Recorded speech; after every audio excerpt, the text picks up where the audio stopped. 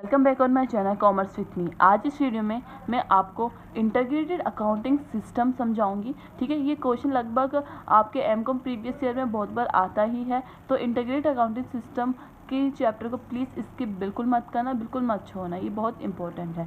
अब ये आपकी यूनिट नंबर 2 में है, एडवांस कॉस्ट अकाउंटिंग। ये इंटीग्रेटेड अकाउंटिंग सिस्टम क्या होता है और नॉन इंटीग्रेटेड अकाउंटिंग सिस्टम क्या होता है। जो अकाउंटिंग होती है वो दो टाइप में डिवाइड होती है, एक होती है इंटीग्रेटेड, एक होती है नॉन इंटीग्रेटेड। तो सबसे पहले आप नॉन इंटीग्रेटेड अकाउंटिंग सिस्टम समझिए। नॉन इंटीग्रेटेड अकाउंटिंग सिस्टम का मतलब होता है 2 सेपरेट बुक्स आर मेंटेन। इसमें क्या कहते हैं, 2 बुक्स बनाई जाती है।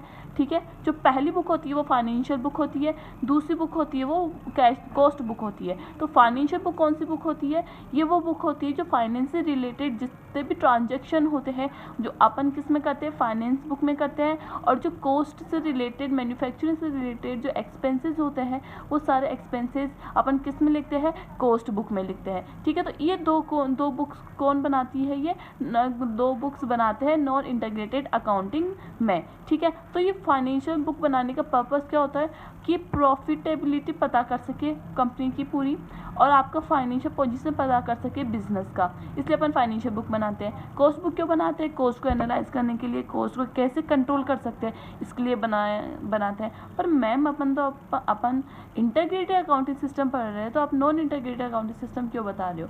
इसलिए बता रही हूँ क्योंकि नॉन इंटीग्रेटेड अकाउंटिंग सिस्टम का भी क्वेश्चन पूछ ले तो आपको इतना पता होना चाहिए कि नॉन इंटीग्रेटेड अकाउंटिंग क्या होती है। ठीक है, अब इंटीग्रेटेड अकाउंटिंग सिस्टम क्या होती है। इंटीग्रेटेड अकाउंटिंग सिस्टम का मतलब होता है कि जो भी फाइनेंशियल बुक और जो भी कैश बुक मिलाकर जो एक बुक बनती है उसे क्या बोलते हैं, integrated accounting system. Accounting system समझ में आया। यहाँ तो 2 बुक बन रही है, पर इंटीग्रेटेड अकाउंटिंग सिस्टम में क्या होगा, एक बुक ही बनेगी, जनरल बुक बनेगी।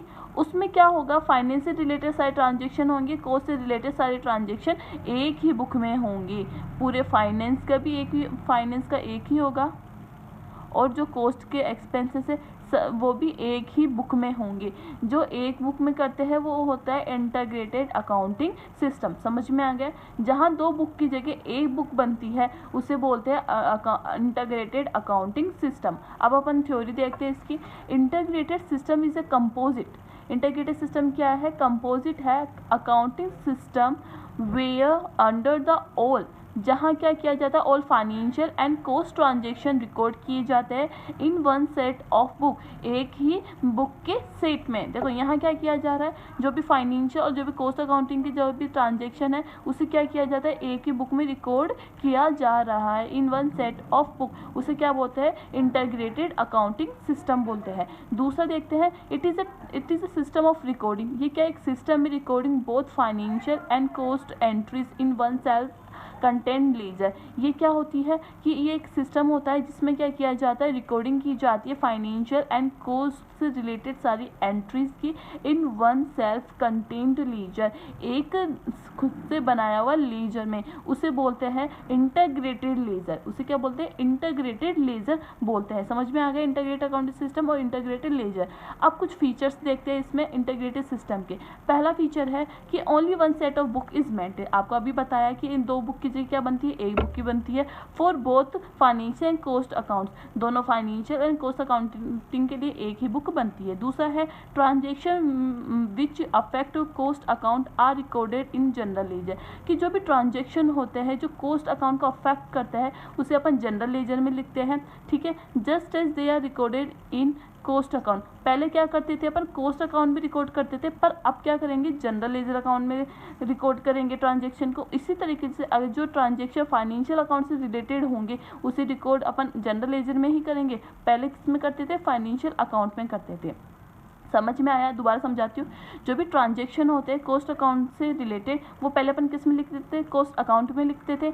इसकी जगह कॉस्ट अकाउंट की जगह अपन किस में लिखेंगे, जनरल लेजर में लिखेंगे। इसी तरीके से जो फाइनेंशियल अकाउंट है वो फाइनेंशियल अकाउंट में लिखते थे, इसकी जगह अपन क्या करेंगे, जनरल लेजर में रिकॉर्डिंग करेंगे। ठीक है, अब 4th फीचर क्या है, instead of double entry for each transaction in the financial book and further double entry in cost book. जो भी अपन डबल एंट्री करते थे फाइनेंशियल बुक में और कोस्ट बुक में, उसकी जगह अपन क्या करेंगे, एक सिंगल एंट्री करेंगे। और वो single entry this system require in 1 credit और 1 डेबिट। इसमें ओनली एक क्रेडिट होना चाहिए और एक डेबिट होना चाहिए। मतलब 2 एंट्रीज होगी, जैसे कोस्ट बुक में अलग है, फाइनेंशियल बुक में अलग है, उन दोनों एंट्रीज को मिलाकर एक एंट्री बनाई जाएगी जिसमें एक ही डेबिट होगा और एक ही क्रेडिट होगा।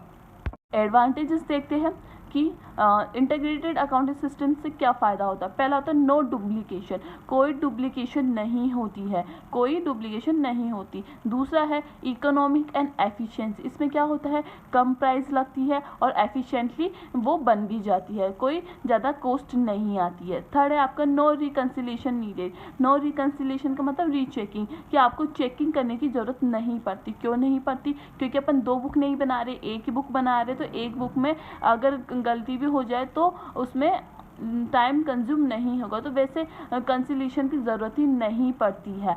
और जो आप नॉन इंटीग्रेटेड आपको मैंने बताया था, जिसमें क्या बनता है, जिसमें फाइनेंशियल बुक का भी रिकॉर्डिंग होती है और कोस्ट बुक का भी रिकॉर्डिंग होती है, तो इसका आंसर अलग आया, प्रॉफिट अलग आया, इसका प्रॉफिट अलग आया, तो इसमें क्या होगा, इसमें रिकन्सिलेशन की नीड होगी। पर इंटीग्रेटेड में ऐसी कोई झंझट नहीं रहती है, वहाँ एक ही बुक बनती है और रिकन्सिलेशन की जरूरत भी नहीं पड़ती है। ठीक है। फोर्थ क्या है, नो स्कोप ऑफ ओमिशन, गलती करने की कोई स्कोप नहीं रहता। ठीक है।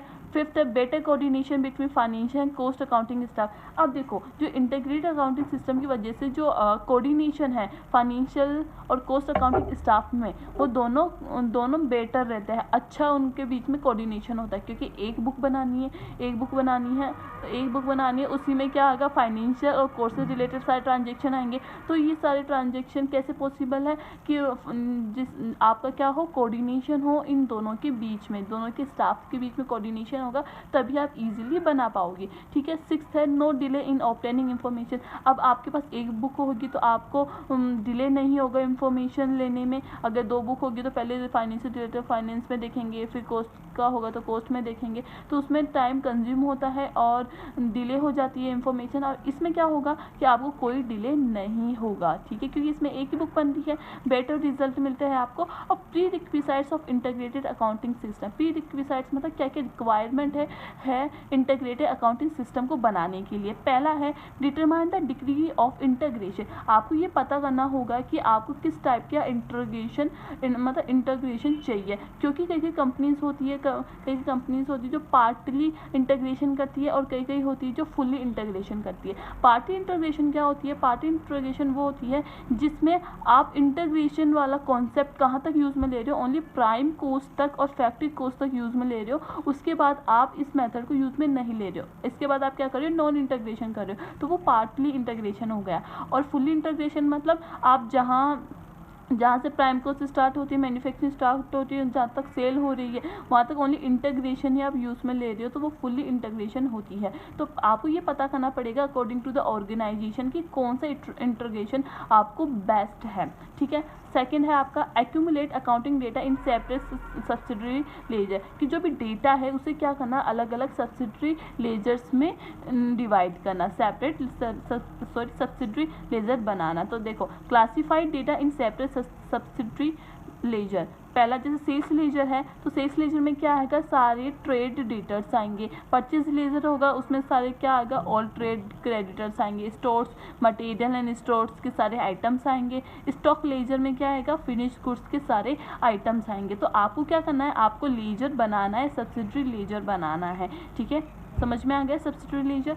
अब आपको देखते हैं थर्ड पॉइंट में क्या बोला है, मेंटेन कंट्रोल अकाउंट। आपको मेंटेन कंट्रोल अकाउंट बनाना है। ठीक है, जैसे वो कौन से कंट्रोल अकाउंट होते हैं जिससे अपन कंट्रोल कर सकते हैं, जैसे store ledger control account, stock ledger control account, wages control account, overhead, work in progress, sales, purchase, reserve and surplus control account आपको बनाना है। तो ये कुछ बातें हैं जिससे ध्यान देनी पड़ती है जब इंटीग्रेटेड अकाउंटिंग सिस्टम फॉलो करते हैं तब। फोर्थ है आपका रेगुलर कॉस्ट एनालिसिस। रेगुलरली क्या होना चाहिए, कॉस्ट को एनालाइज का होना चाहिए, ठीक है। फिफ्थ है maintain separate records of special item, जो स्पेशल आइटम्स होते हैं उनके लिए अलग क्या बनाना, उनका अलग रिकॉर्ड रखना है। जैसे कौन कौन से आइटम है, जैसे पूरे, जैसे कुछ आइटम ऐसे होते हैं जो पूरे फाइनेंशियल नेचर के होते हैं, जैसे कैश डिस्काउंट का अलग सेपरेट रिकॉर्ड करना पड़ेगा, इंटरेस्ट ऑन कैपिटल का अलग करना पड़ेगा, जैसे प्रॉफिट है, प्रॉफिट का जो एप्रिसिएशन है किस में बांटा जाएगा उसका भी अपन क्या करेंगे, अलग से डिवाइड करेंगे। तो separate records maintain for the special item, special items के लिए सेपरेट बुक्स क्या करी जाएगी, मेंटेन करी जाएगी। तो आई होप आपको समझ में आ गया होगा इंटीग्रेटेड क्या होता है और नॉन इंटीग्रेटेड क्या होता है, ठीक है। And thank you for watching. Next video आपके एमकॉम से रिलेटेड आएगी, तो प्लीज़ चैनल को सब्सक्राइब जरूर करना एंड प्लीज़ लाइक ज़रूर करना।